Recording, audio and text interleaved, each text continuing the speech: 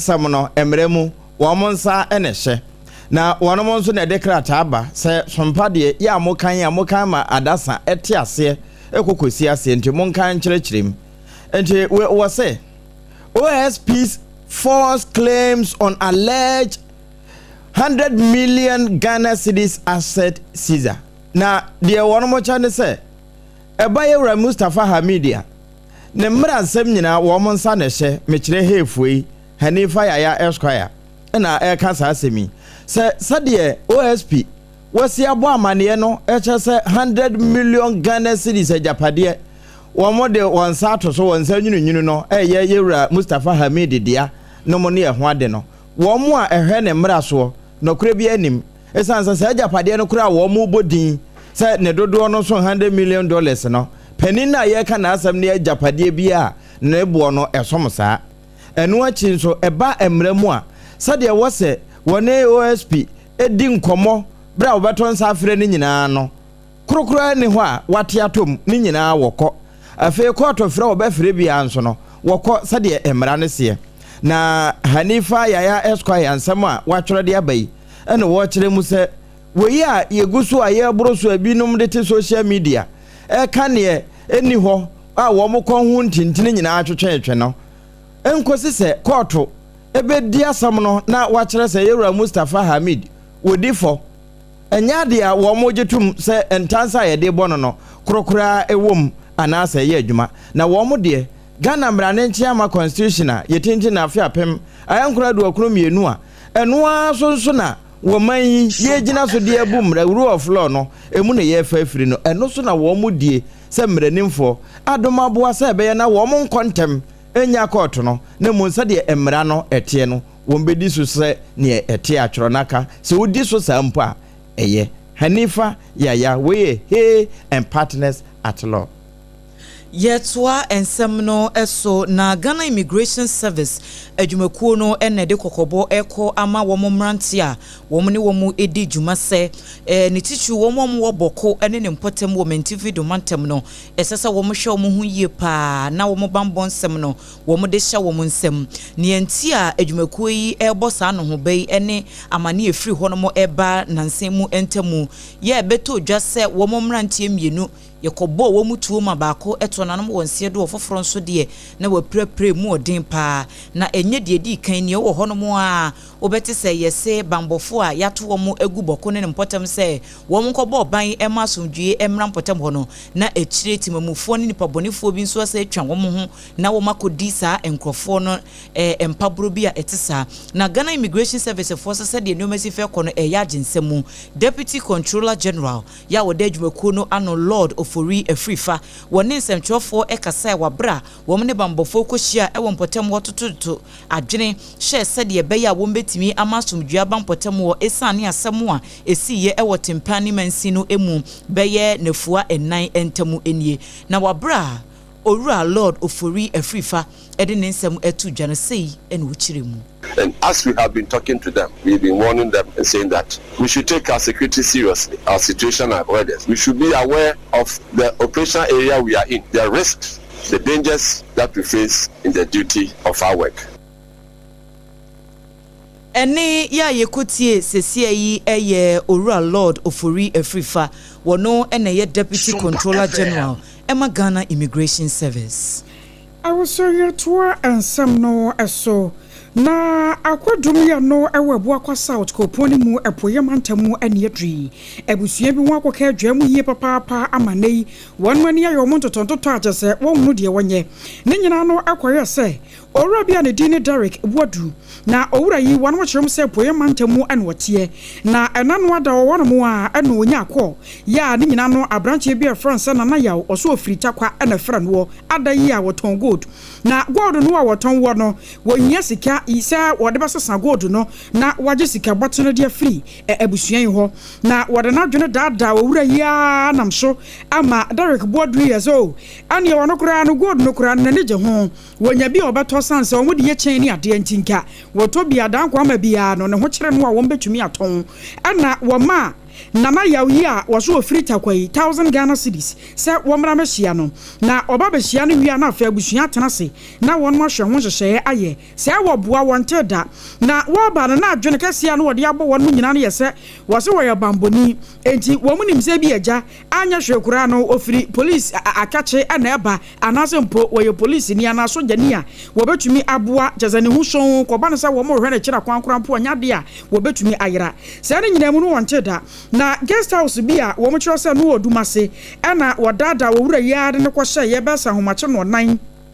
ewie kire edidi mu a na sasika waje adia free sa Derek Boadu nchen no aye 200,000 Ghana cedis waje wie ya pa na woti do woni nipa num bia no muka no ho mo na ekoro no se woboa na wo mo kyose bra no wo ba no mo hye asrafo ntaade bi ana na hye wo mo eno mo de ba beduru ho enti wono de na adwene kura ma so kura sasa wonya esra ni ba bi yada na se wakwakwo hwie asrafo ntaade no ana wode ahya kyese wode di nyambrasem anam so ama abrante kwayi ade asam no akwakoda posifo etrosese sane anuoma sibika kono ne kwasam no se anu akwakoya den de ama no se won na busua betumi atena no sanse nei sika tuturu de sika botene ye tese 200,000 Ghana cedis ana owura yi ani nipa nan a wo mo ka no ho na won mo sha asrafo ntade no won maje ade afiri ni nchen ni nyina mu no se na enyade a wo ye srani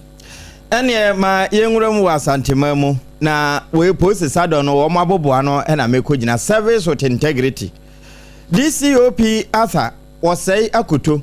wone post commander wo mode na kwa asantema ntemu na wokoere wokopenso na so kosra no e kire se wono na yewura tete yehonu a kire se wo mhwe asantema no so e wo bambom post fo wo mo akache na wokoe no wopenso nso nya daje ma na kwaba ene wo chese wabai wo mana kwaba mu na mom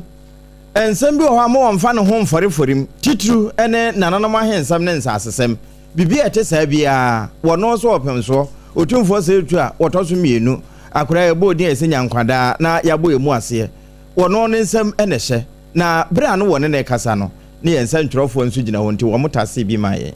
santima ma de fa fansa hensam ne nsasesem de ememede Jean ni procedure bi ba ho no ni bi prade asebe kabubia usija meko no wa kumsa Jean asase sem so bi ye baso asebia o de beka che enye waduma o beka e ba manima se che bia beto boko Jean enti ni nyina hinsam so bi ye o de fabra Jean madama ko ahana ya tse yezi o beka che me o de meka be gina ho re ye ko ya no ye pata pa no be duru han so wonti be Jean be boko na so bia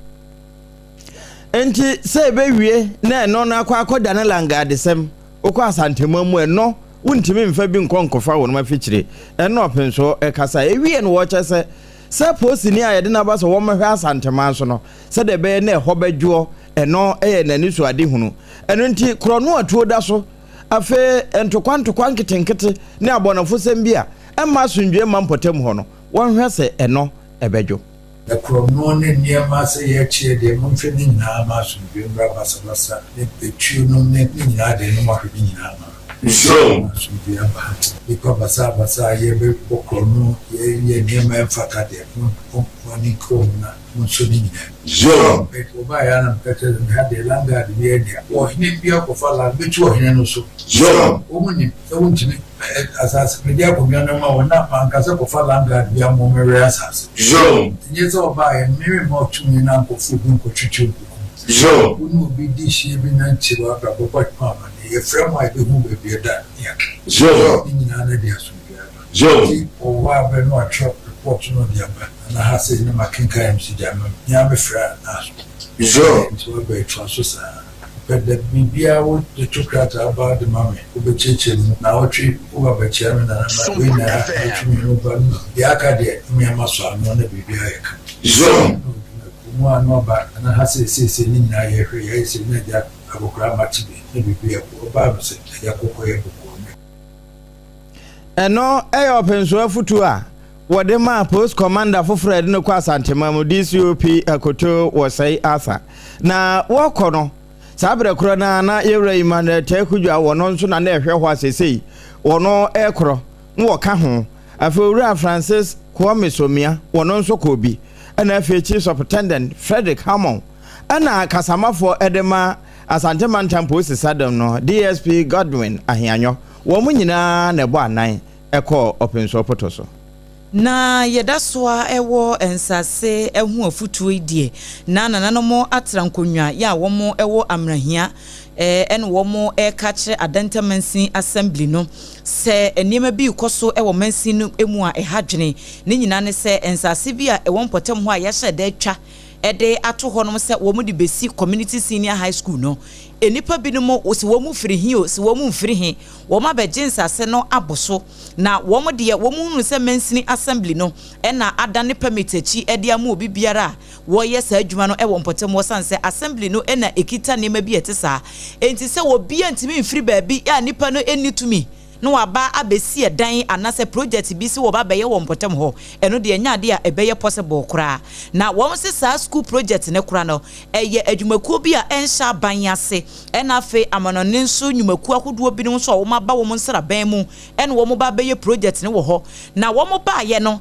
sa senior high school community de na wo ba besi wo ba e kura na project bi wo so dada ene ye ma wo mu dwiri ni nyina egu fom se wo ba besi bibi etesa nti asase ne de eye asase wo matwa to ho se saa de no wo de ba beye wo mo da sore ya wo mahunu se nkrofo bi nso aba abegye nsase no aboso a wo mo eye development ahodo e wo honom na commander in chief okompotem honom a ye frɛ no akwashonche amrahia traditional area eye ni amoa okromansa hupa ya wodi kan wono ne nsɛmtwo fɔtwetwe nkomo no wasu o sɛ de wɔka no adenta municipal assembly no wɔn nhye no wɔn tu ho na mo sanse wɔn adika kora kwa kɔbɔ atena ye hye homasua ho asɛm empanifo bi amane sɛ nko wɔn tu na mo mfanfa ho wɔn aka nkosiaga enti we di adaworo ma empanifo nhye na wɔn nye bibi mfanfa ho yenti. We explain everything to the man. He said, listen, how can you give a permit to two people? Because we have applied. We are giving us a risk. So if someone comes with the same plot, how can you give the same person who was adamant? I asked him, how can you go and face someone building? How can someone build? And you go and fence our house? It was adamant. We left. We proceed on our various petitions. We write a petition to the Greater Accra Regional Minister, corporate Minister for Education, which I have a copy here.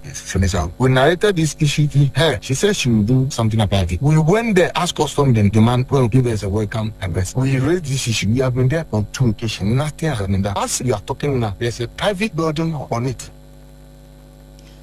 Ene ya yekutie sesie yi eye commander in chief Akwashonche yo wo amrehia traditional area ni amoa okromansa hupa ya wodikan. Afei ye ko mrashe bedwefie dom kuma ye wo maga na mrashe bedwefie ana ekasai wo mu kyerem se aban we batena akonya so wose wo tu galamse ase na so oba ye kura ne kankan na wo mu mutu mra no ma kyere sie nti wo mba babobodin wose afri January bepem July afei mu a enipa ya wonam galamse so ahwere wonm nkwa e wo maga na mu ne ye makomako edunson ne nyina no akokogina se aban batena akonya so no aso wo yan so wonye enti edidimu ama enei nenhyehyɛ ya wode agu akwan mu nyina no ayamramra ya jese entimi empagare mu sanka ebeko atia galamse no enti womanfo ya woto wo mo se won mo mpempe awo yensu ne yakwa ibretu se ne be ya galamse no won mo nya biamu no wo mo so kwa na se tuo no mo kwakototo na wokuma de hye no kwa na deputy ranking member on lands and natural resources committee ya wo magana ma sebedwafie no yewra akwasi kunadu won na deputy ranking member wata no wono asori gina ye ewo mrahye dwafie ene wo kyerɛ so wo basra pa saban no so wo ko a wonko ne ye na fe nipa kunkum no a ekoso no atuntwa. From January to July 2025, Ghana has recorded at least 17 reported deaths linked directly to galamsey activities. Mr. Speaker, these are not mere statistics. These are Ghanaian lives, breadwinners, mothers, sons and daughters lost to the reckless pursuit of unregulated mineral wealth. Mr. Speaker, how many lives must be lost before an urgent, decisive action is taken? The prevalence of death, environmental collapse is a direct consequence of ineffective law enforcement, lack of political will, and some instances, the complicit of state actors and traditional authorities. I was your way, Deputy Ranking Member on Lands and Natural Resources Committee ya wo magan na mrashe bedwafie ye rokwase kunadu an yete se waka ban se won kanya na ho yi na galamse ku no wo ko a won ko no die mu oden Ene Kenya no enye MP nko na eka kane Chief Justice Maame Sofia Akufo nso de nano atomo bi ene wo se yesa aba Kenya ne ho pa na sabi batakari na adoso enti amaye hu kremo papa sesei wono ma eye de mra da so no wo mo na esensa ase no kwaye no ene nsuwansuo na anase wo mo a eyo de mra enna so na enti won de beka ne pray de atira ban se be yanka forma gudie tuo se ye mra kwan so na emfa mra kwan so kura no won twa ban hwe ano sesi a se de beye na wobetimi asogedem se ano. There should be a moratorium on every form of mining till we sort ourselves out.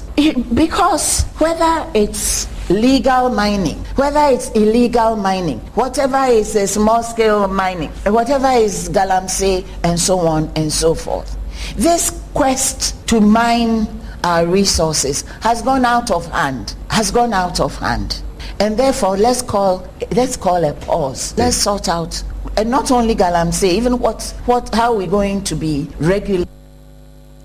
Eno ya kane Chief Justice Maame Sofia Akufo ene kasa ye de kira ban wo galamsey ho na woka galamsey nkomo no ewie ye no wamane nsem no anso ho no mo a wobeka Ghana yamamra ya edidi djuma afia pema hankron ene aduokron mienu 1992 constitution no na wose ebre awie duru se sesen sachiraye kese etimi ekoso ewo men ye constitution no emu wose wono wonkonko gina baabi enka de biara da se sa amamra no amma meboa hwe sanse wono no waye adwuma ewo mra na se ache emfie bebre ena mra no so ye hyehyɛ ye ache ababa ye adwuma esese ye na emom no ade biara nipa netena sehyehyɛ ye de nipa kro no aso ne dandan ni a ebetimi ayeye enti yentimi nkɔkase constitution na ade bia da ne bosom si ho sɛ yentimi nyensa kyerɛ bia ewom wo sei ye kɔ anim no ebre edane enema esesa enema bi wo mu a atwam kura tetetete nema asesi no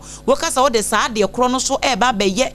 nema ekoso emprempren wo mamu dia anya de se ebebo anti no won de ohunu se de aba beye no eye na emom no emre ekwa anim no esese ye dandan ne mani se de beya constitution no so yebetimi asachire mu. I do believe so. That's why it has lasted for this long. So the constitution of the republic has to a very large extent served us well, and it helped us to stabilize our independence, so to speak. The constitution is a document that I have a lot of respect for. But then there is nothing in human creation that is sacrosanct or that should be intended to remain the same forever and ever, amen. Things must evolve, and therefore there are many parts, there are still improvements to be made. Awusuafo ene ya yekotie sesie yi eye kane Chief Justice Sofia Akufo Asase wo bibia da gusua da ya wo bontoa wo NPP amanyoko nim chichiru ne Frank Atuni di Breno na wo mo woni abra pa ya mpanyimfo miensan ne won mo sinkete aye Dr. Alhaji Mahmoud Baumia we wonu fi wa yira Canada akompra ko a Japan ana Dr. Brian Champo wonu so dim ya obi ya ehwe ayana famudie na eno na Asante Mantemo ya tese delegate no ene Dr. Brian Champo ehia ya won mo hwe ene won mo kan mo nsamo a sane ye beya jaza asem yada yewura ibeka bia na bato delegate no akoma so na nyame yadom wa 31st January ni duru so a won motumi atone die mu oden na wode amano ni nyina no akwa gina se NPP amanyoko no ahwa ni mu kwan se 2028 obedi nim ewo ma Ghana bato a yebeto mu yakwa ma no so na ne amane boni a woto yankra fra Asante Mantemo kwam redu akwa di asem nkomo kwam ma han akosi amade so a mo ani adwuma kwam ne ma mo tesai boye nkomo wo hoi akosi amame na wase enfamre kumasi Asante Mantemo se busia fo bekaya America kreni na Dr. Brian Champo atisi mu ewa Asante Mantemo ene na probo a wobon Ghana himina oba Asante Mantemo no dwumedia oba ye na wone kitafo a omwo MPP amanyuko mu ebedi ye no na ekase otwaso efri Asante Mantemo okomia hodo na akosia ade ba ko a ya na etawo mpinifo se sebe ye bi mawo na wani anso a enya ade a ne ntoso mienu no kura no ye bitumi akosua amana ye yi nanso woni nwetire no enam so emma make say esitafo ene ye doctor dan example ene onuamu na ho tinu no ene watwe na chitafo na se omumra na se dia oba asantimante modma ye bechi no etu no omomadia na fi omomeka bibi enche asantiman ene aseda se dia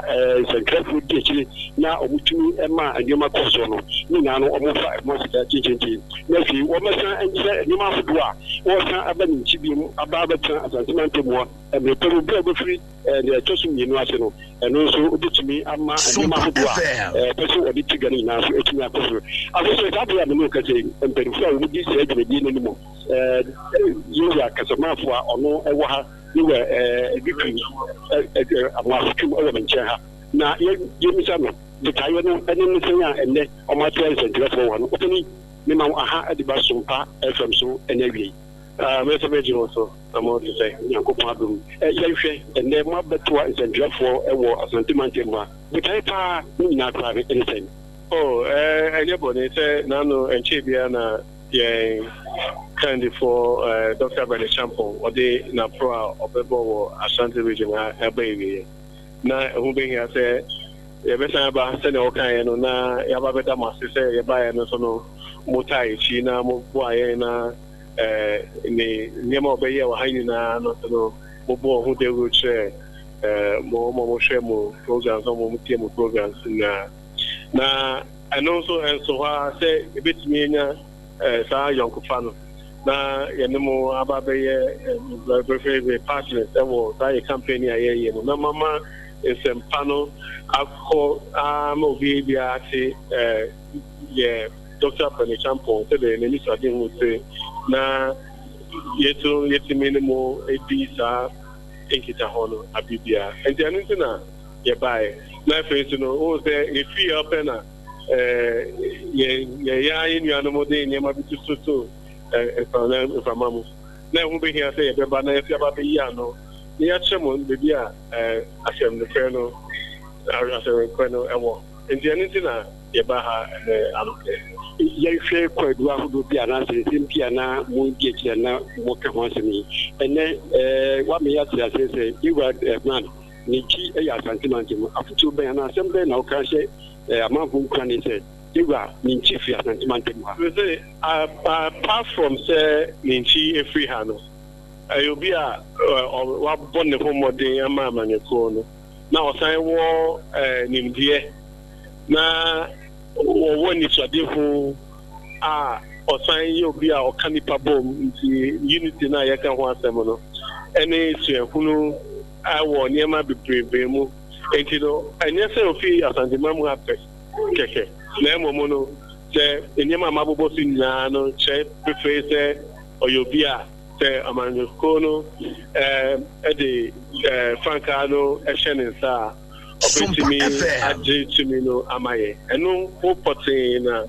ye di home come. Now, say, Ofi had a chief, he had a say, Munya, Muni say, Adipa Ofi, ye. It is a home here, and as propaganda no cry say na President Akufo-Addo fi Eastern or no fi Eastern near that no cry no dey near propaganda because any President Akufo-Addo na dey flag bearer no eba be share President Benny Champon flag bearer no or the man Dr. Mahmoud Bawumia His Excellency Dr. Mahmoud Bawumia of in office no on the flag bearer no we ma Dr. Benny Champon na President Mahama or ye free Savannah no the Organa Koreano Ama Dr. Benny Champon. And so because if we east in Esanko East na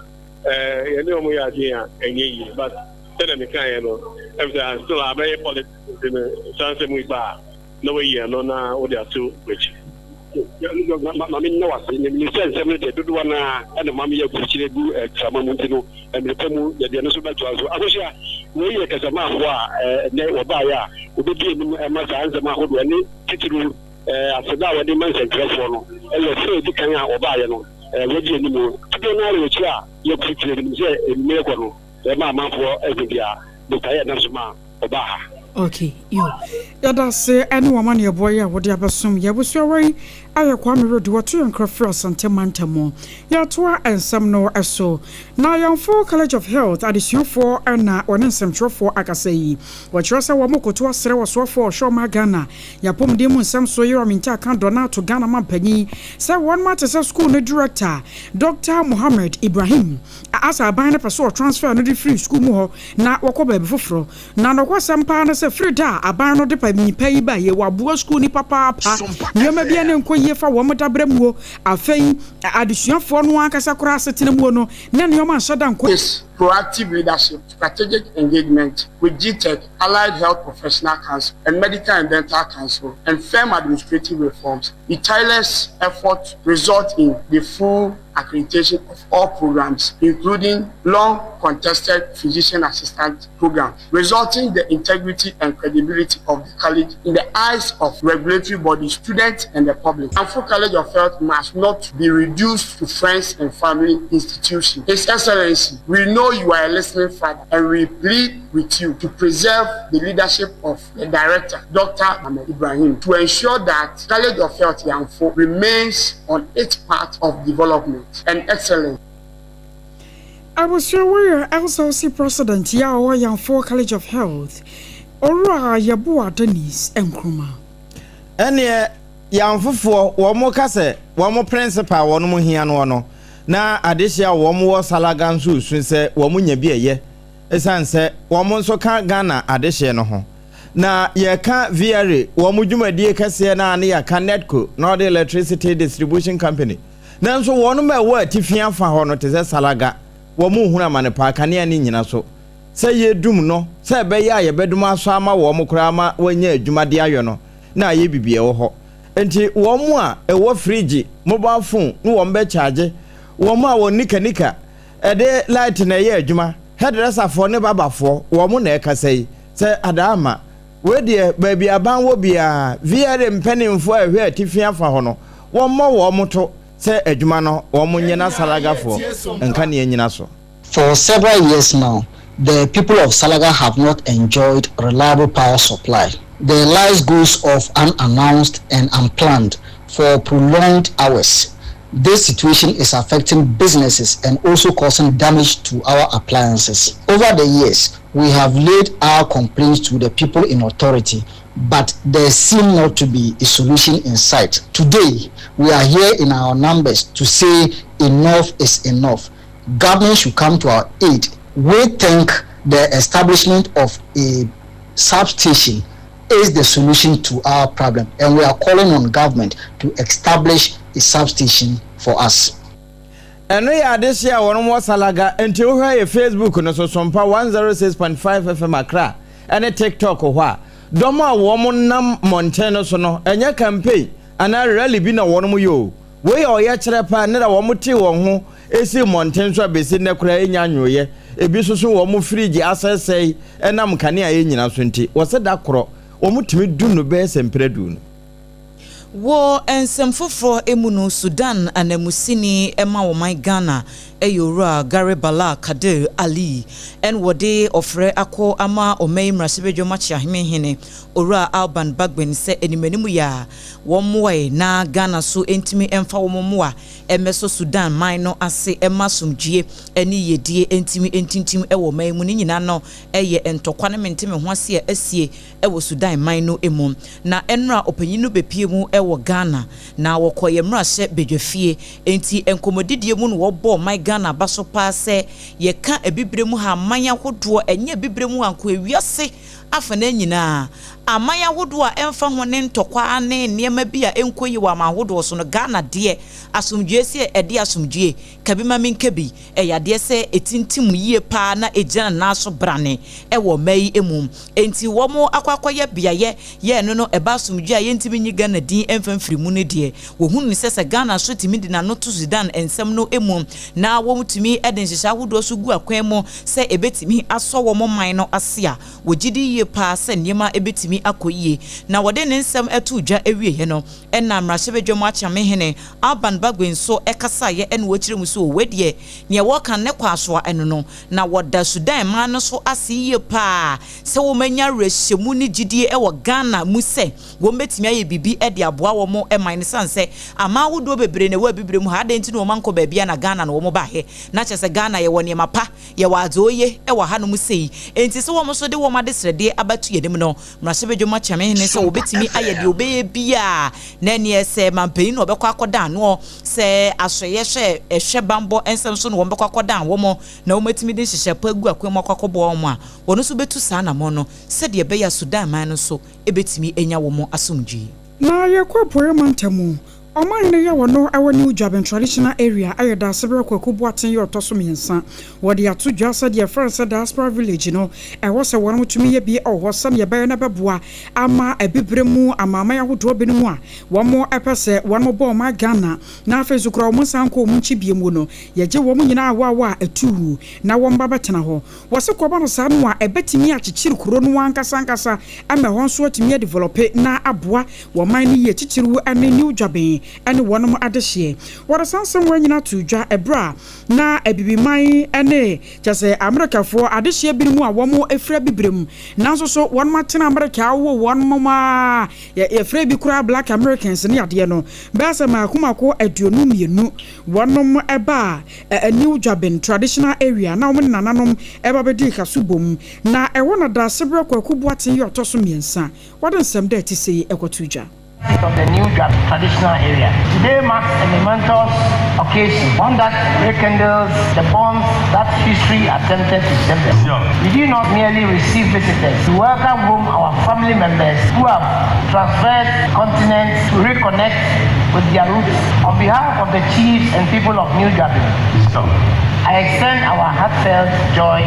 and love to our African American brothers and sisters who have journeyed back to our land and heritage. We express profound gratitude to the CEO of Hausa Travel and Tours for their tireless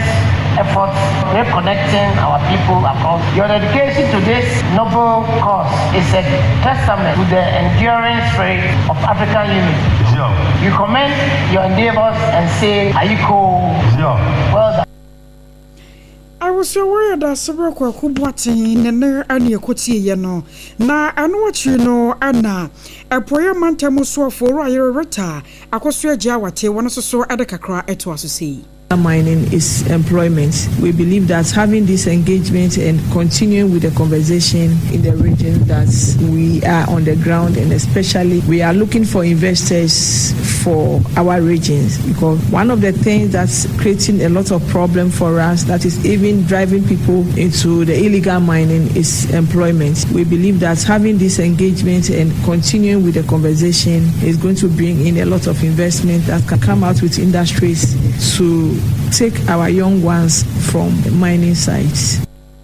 Na nekrakram wono ana black Americans a won so ba ye no panipa ya wogina won manem kasa Dr. Ambrose Carroll won so ekasa sei editor so. All of the trauma that happens in the world. Green the church. Question. Hello, my name is Dr. Ambrose Carroll. This is my dear wife, Katrisa Carroll. We're from Oakland, California. She is a clinical therapist, really talking to women and bringing people together with all of the trauma that happens in the world. Green the church is doing two things. We're doing solar and installation, and we are doing resilient hubs. So we really think that it's important that we bring in power from God's Son instead of trying to live off of fossil fuels, off of things that are dead. And so revenue generating microgrids. In the States, we're able to put on black churches a microgrid with solar, battery, and electric vehicle charging. Those plants and those churches are able to bring in the States over $300,000, $400,000 a year for these churches. We want to make sure that that revenue is not just used in the States for African Americans. We want to make sure that that revenue is used to bring light in the African diaspora.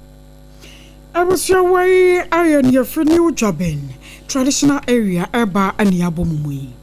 Afe ma yanko autu senya abato mpesua so medu re east. Ehona kane na ma me hawa kumsen no wo yemra sebedweni. Ono anso na kane no wo yeso afo a wo hwe ensumunam ene ensumunam ye honsam eso. na wose mmrase badwani asesi a wote akonwa so Phyllis na koyo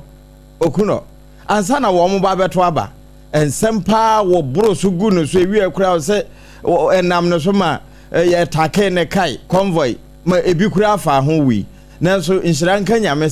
se kama na aka ne kama o bra so afọ ohwe fisem so yewura muntaka mu bara kigina ya na wo ka de ekoso ewo 2024 abato no mu ho no wo bobo ya woduru kaso ade se de osika se de na wo mo ka se yekoto hye bi so no enya nokre no de wo wa kire kura ye nokre no nyina be piepie nanso besi sa abre ya minister abo we so no nka wase mame na akọ yo kra afra na ka se ye we de politics atro kakra nokre kakra na mo ya atro ne ye dodo sen nokre no enti we de minu ya facha me besi sa abre wo mfre no mpo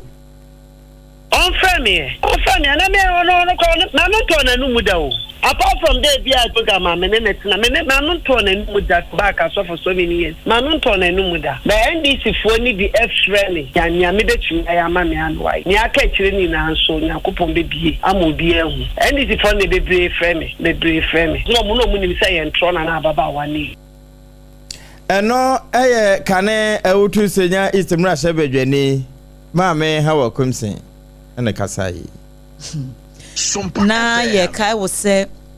Premtubra kasiebo e wo SOMPA 106.5 FM Accra so enie da so kinkan e de ma na SOMPA akyede no bronya bremu ye pese ye desede ehye wo manfo ya wo mu nibie te se kunafo enyanka ene yisia ye pese ye hye wo mafunu mu ma na wo muso etimi enya tinka bi se wo bi adwene wo mo ho enti se de afi bia ye no afi nso ebekoso e wo SOMPA branches dodo no a SOMPA Kumase SOMPA Takwa SOMPA Techiman, SOMPA Enkranza, SOMPA Sunyan, NFA SOMPA Enkran. Ye nyina kan ye ho abom ene de SOMPA akyede no eba wakwemu sabronya brei. Enti yesra wo se wutie kase boye wie na wo wone ma bia obetimi di aba beboa se de be ya bronya brei no mu no ye beche ede ama enyanka no a ene ekunafo no a yesra se fa bra ye offices ahodo ya ewo Ghana half na ba bia enkran hanom de na chese dome aha ena obehunu ye wodie se wo fra chemota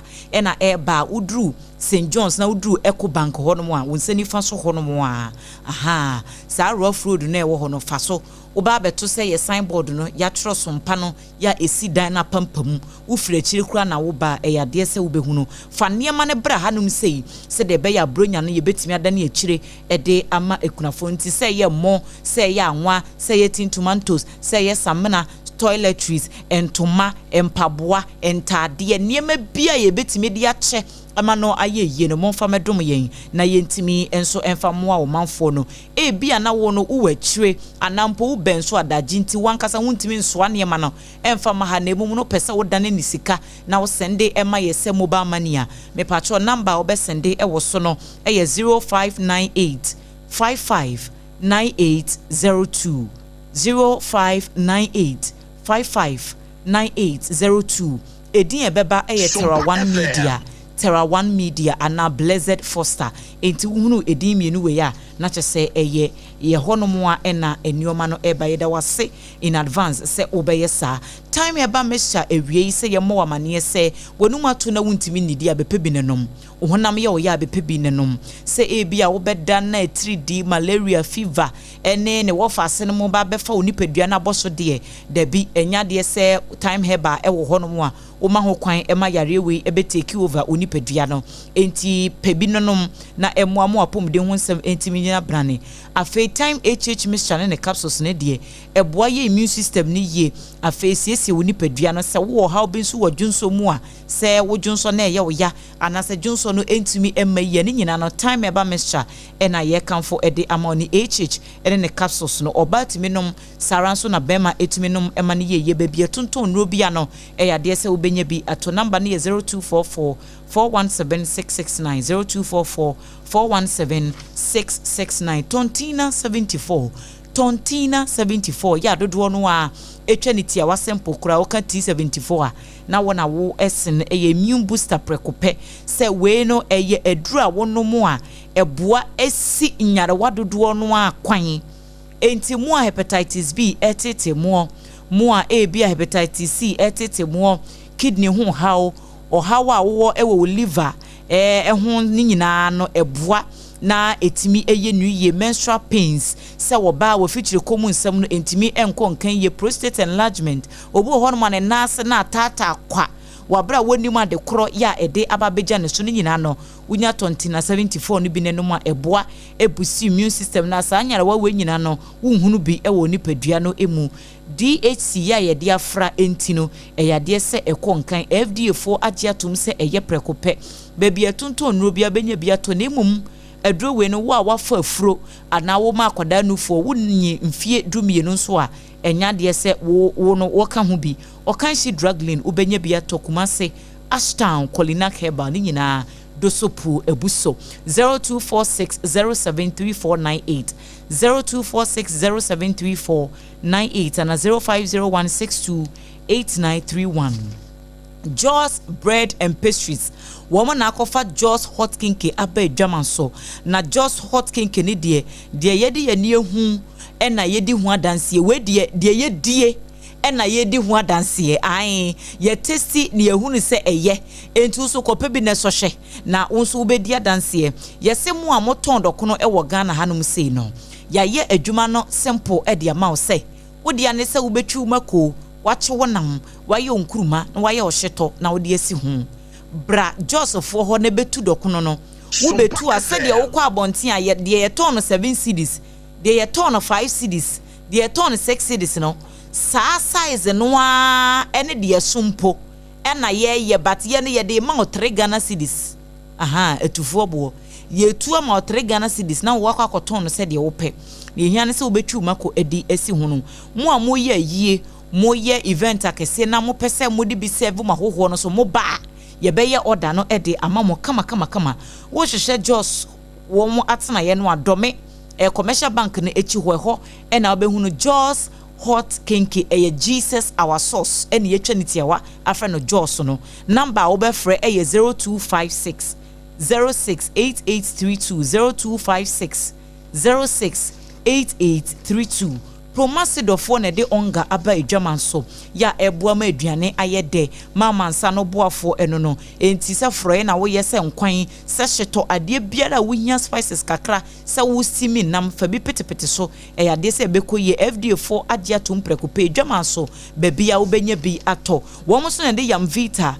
infant cereal no aba edwaman so a eno ne ye nkoda aduane nti oba no a wadi 6 months ekono pebima no na oba na awususi won peduane no wunya ma no yam vita enunti e na wokasa bia ye tontontonto sa ne ma bia supermarket mu shopping malls yade se obenya bi ato wo mo adawroma ye dane ye ho na yaje aboafo enkrato aba ye ba dia ka echi no ye de beto aso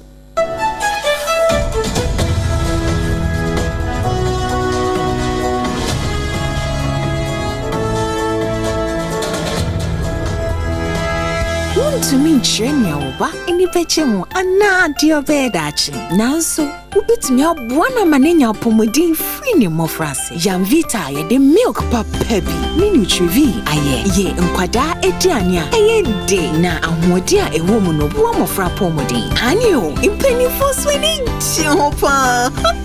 Mawobano apomudin free mofrase yam vita gumo hodo bebre yam vita a delicious way to grow FDA agi edwedie yinkrato yato Ewra me pacho bra na me hwa de wo bag im bra aden enanso biem hey time heba me hya ya me ka se yi ba kwin ani wayi me yensen bra sanya time heba me hya esia gyimi ni me fiefo enya de abako ebeso yen we de udi se ofa ni nyina time heba me hya me ka se me di one dance ya heaven ena de mekwa akopie enti se malaria we draw ne time heba mixture enye enunku o de nanum ato a wontimi anidie no time heba mixture duro no ena ye ma o oba a wafa afuro de o ma akwada nofo ene akwada woni mfie dumienu entimi num aduro yi bi se obeto aduro yi bi anoma hwe se wakọ hospital anase lab am ye hu se wo atridie malaria yi bi ansa se o time heba mixture enu dudu atu a fo ani kire KNG Herbal Center ewo Emrom Abidjan House ana ba akoso wo atonsu Monaco Junction eno echi obenya bi atowo over the counter medicine sellers ene herbal shop dodo na emu Fre 0244 417669. Kayo, set time no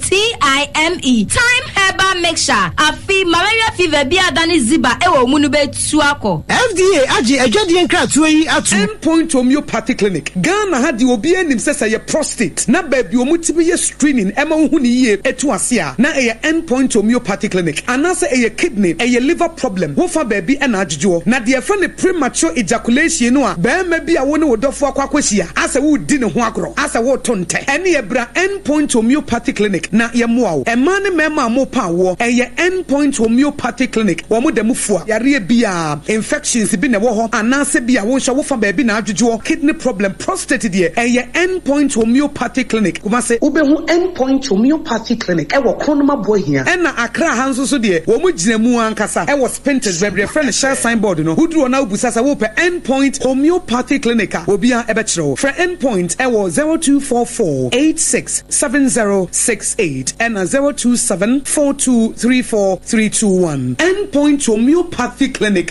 Wo mo dem fu. Tontonte. Yenum nsane e fadwen. Ne e fadwen mpa. Say na nim se brebi beba ama tonti na 74 opa ye ne simple. T74 abeye adru. Tonti na 74 ana T74 asa twe ya dwene asina nanom dodo so. Se de na dodo bua ma nanom enyare basabasa no sa na tonti na 74 ana T74 ebu anipadua no. Ema immune support enti obi onum bie no abrebia ne ho den. Tonti na 74 yi nso ya ye no se nsuo krokro wa kama enti ba bia wonam bia obetimi de wade akọ. Samene wa anka fi na kroi eda no nko na wie ye wa bra mennom T74. Samennom tonti na 74 menya hoɔden mennom ne dabia. T74 yi eye hahama ene ye de aye na DHC ena aframa na ye kama sa no. T74 ahoɔden ni apomuden ko a. Wokɔ pharmacy ana ba bia to nro bia ubenya tonti na 74 yi bia to. T74 yi enye ma oba wa fa afuro ana obi a ɔma nufuo ana se obi a onya mfie dumienu. Etufon frɛ 050-162-8931 and 0246-073-498. FDA agi adwadie nkratwe yi atom.